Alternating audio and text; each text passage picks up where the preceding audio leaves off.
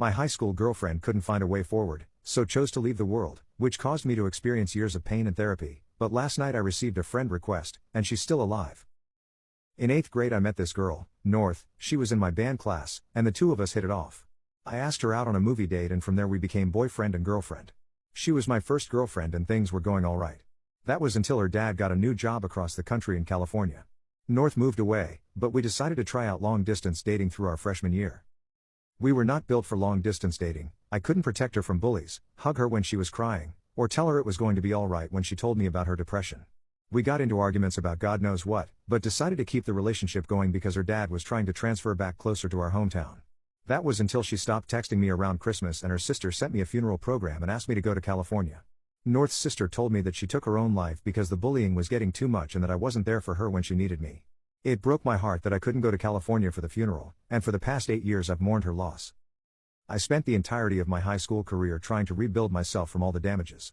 I went to meetings for people who have lost family members and loved ones. I went to therapy for 4 years to try and help process the loss. I had to learn how to become dependable because I didn't want it to happen again. And after working on myself for 4 years I asked out one of my classmates, Lucy. We started dating at the tail end of our senior year and are about to celebrate our 4-year anniversary in April. Last night I got a notification from Facebook saying that I got a new friend request.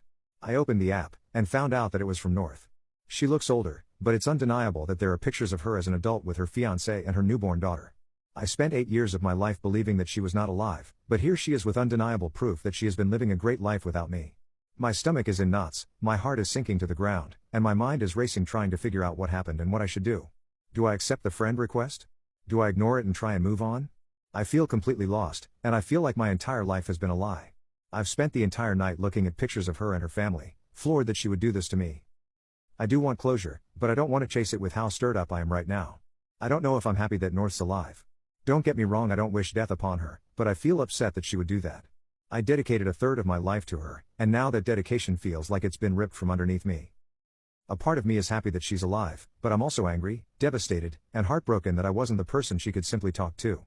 That I was such a little crap that it was easier to fake her way out than it was to break up with me. But also so much has changed for me coming from this.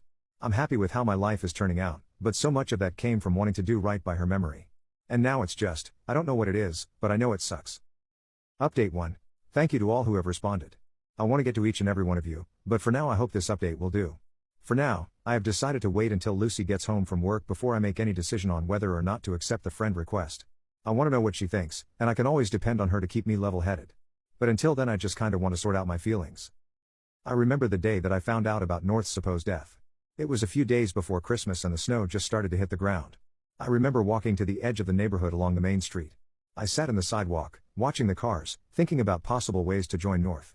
I was sitting there on the sidewalk contemplating for what felt like hours. It was there I decided I wanted to keep living. It was the most important choice of my life. But now that choice feels hollow. It feels meaningless. Every decision that I've made since then has come from that choice I made 8 years ago, and now it feels empty and without promise. I'll keep you guys updated on what Lucy and I decide. Please don't think for a second I plan to do anything drastic, I really don't, and I want to keep making that choice to live.